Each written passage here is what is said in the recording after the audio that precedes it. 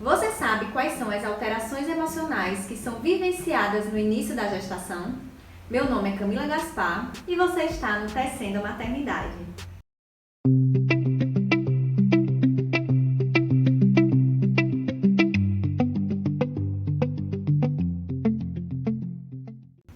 Na gestação, algumas mudanças físicas e emocionais são muito esperadas e comuns.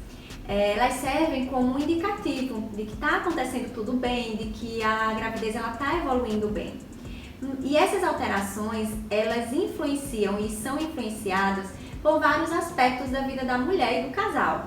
O aspecto social, profissional, familiar, relacional. Mas cada mulher vai vivenciar essas alterações de uma forma única, de uma forma subjetiva.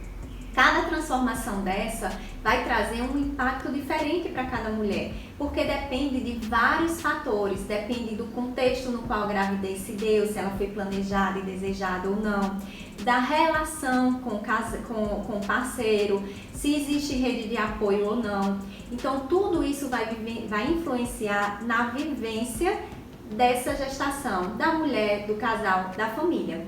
Então é muito importante olhar para a própria gestação, olhar para a forma como está sendo vivenciada essa gestação, olhar para os impactos que essa gestação traz na sua vida.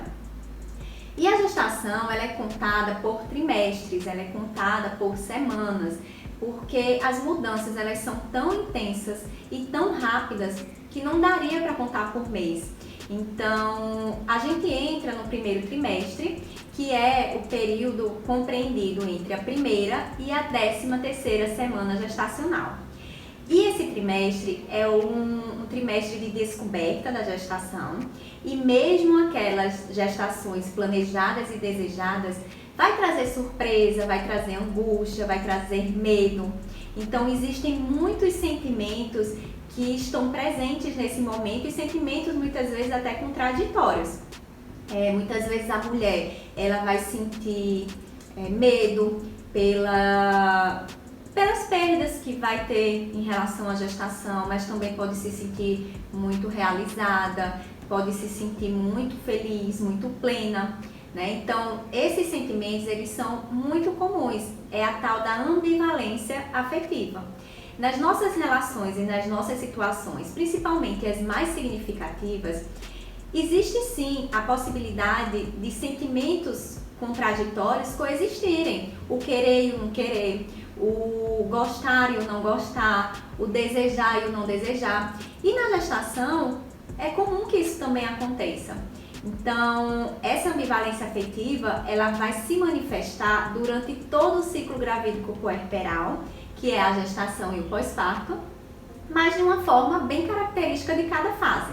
Então, no primeiro momento da gestação, a ambivalência afetiva, ela vai se manifestar nesse querer e não querer, nesse medo de estar ou não grávida, né? A dúvida de estar ou não grávida, o medo de perder o bebê, né? A fantasia de que o bebê ainda não está preso ao útero. Então, existe sim esses sentimentos contraditórios, o estar feliz e o estar triste pelas perdas e ganhos da gravidez. E existe, falando em medo, existe o medo de comunicar essa gravidez para as pessoas que estão em torno para a família, para os amigos mais próximos, porque existe o medo de ter um abortamento espontâneo. Esses primeiros meses, existe muito a incidência de uma perda gestacional.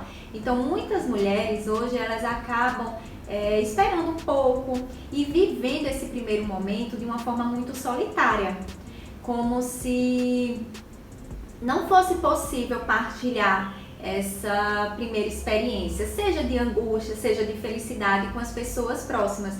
Então, elas acabam esperando um pouco mais e acabam vivenciando muito sozinha ou com parceiro.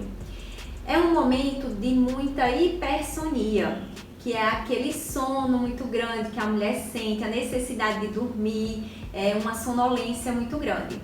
E essa sonolência, essa hipersonia, ela tem uma explicação através do processo de regressão materna se explica essa necessidade da mulher dormir mais, porque a regressão materna ele é um processo muito esperado e comum na gestação e faz com que a mulher ela fique um pouco mais introvertida, um pouco mais conectada consigo, e isso possibilita uma maior conexão e construção de vínculo com o bebê, além de ser uma forma da mulher ir desenvolvendo a sua maternagem.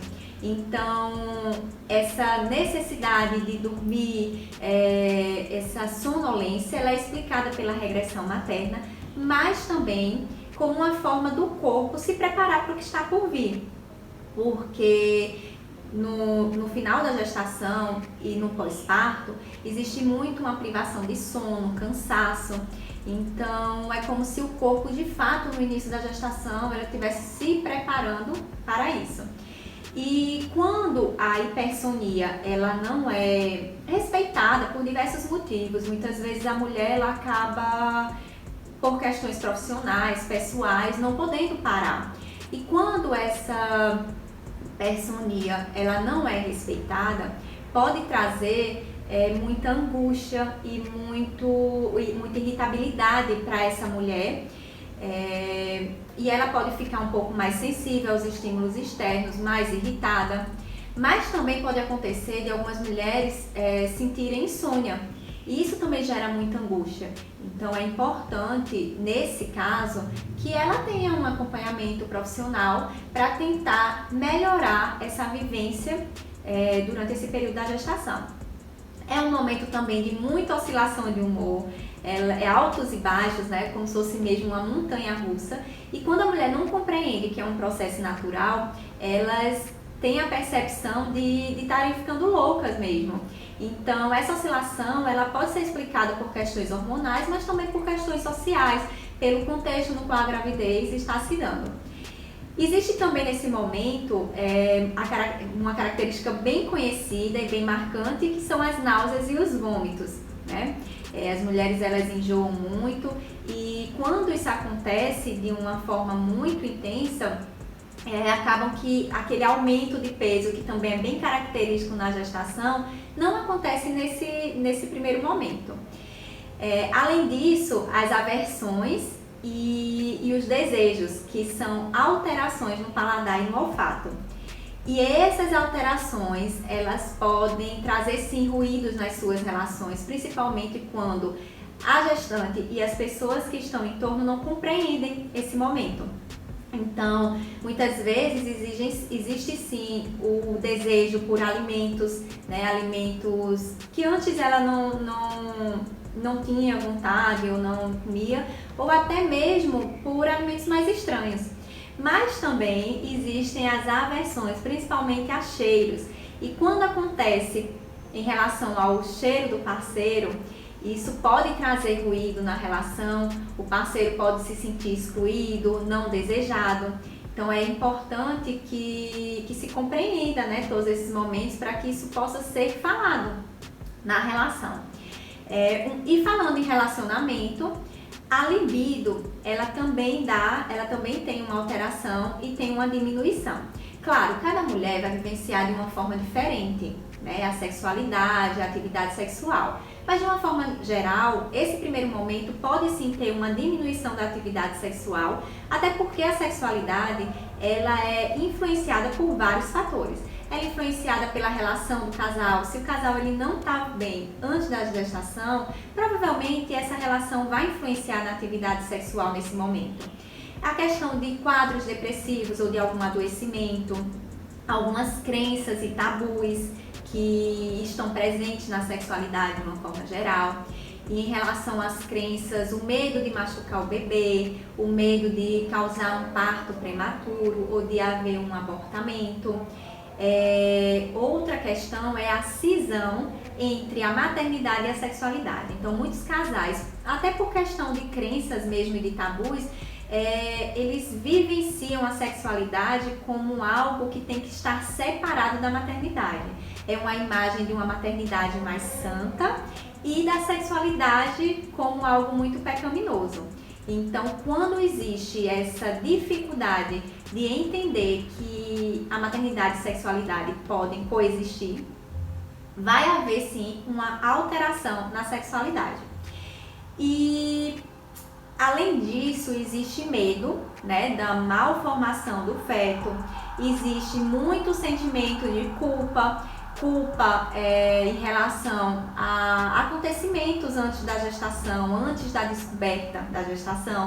Então, se a mulher tomou aquele chope antes da gestação, ela vai se sentir muito culpada, né, de causar algum mal, de prejudicar o desenvolvimento do bebê. Então, esse sentimento de culpa é muito presente nesse primeiro momento. E o medo de malformação do feto, ele vai estar presente durante todo o período gestacional. Claro que durante alguns momentos da gestação, através de exames, esse medo ele pode ser um pouco represado, mas ele nunca vai ser totalmente anulado. Ele vai estar presente na gestação inteira. E apesar de ser sintomas esperados e sintomas comuns na gestação, muitas mulheres vão vivenciar de uma forma única, de uma forma subjetiva. E essas alterações trazem impacto na sua vida, na sua rotina, nas suas relações. Então é muito importante que a mulher ela consiga colocar todas essas vivências, angústias, alegrias, sentimentos diversos, como uma forma de vivenciar de uma maneira mais adequada. Até porque nós vivemos numa sociedade em que não aceita que a angústia, o medo, o sofrimento esteja presente na gestação. Espera-se apenas que a mulher esteja feliz, esteja plena. E quando não existe possibilidade da mulher falar desse outro lado não tão bom da maternidade, essas angústias, esse represamento do sentimento, eles vão sendo potencializados e podem gerar o adoecimento mental dessa mulher, tanto na gestação quanto no pós-parto. Então é importante se falar, é importante que não só a mulher, mas a rede de apoio, o parceiro possam compreender cada sintoma, cada alteração dessa durante a gestação, para oferecer um ambiente mais seguro, um ambiente mais saudável para a mulher. Quando isso é muito difícil, é importante sim uma ajuda profissional para que ela possa encontrar esse espaço. Então a psicologia obstétrica ou perinatal, ela vai oferecer sim e vai preparar essa mulher para a vivência mais saudável de cada fase e preparar a mulher para o parto, para o pós-parto. Então é de extrema importância que ela tenha assim esse acompanhamento, que ela tenha essa ajuda para um resgate da sua própria identidade, já que ela vai desenvolver outros papéis, um resgate da sua imagem corporal, que também muda, um resgate inclusive da própria relação do casal, que sofre algumas alterações e alguns ruídos. Eu espero ter conseguido contribuir com o conteúdo deste vídeo. E se você gostou, inscreve-se aqui no canal.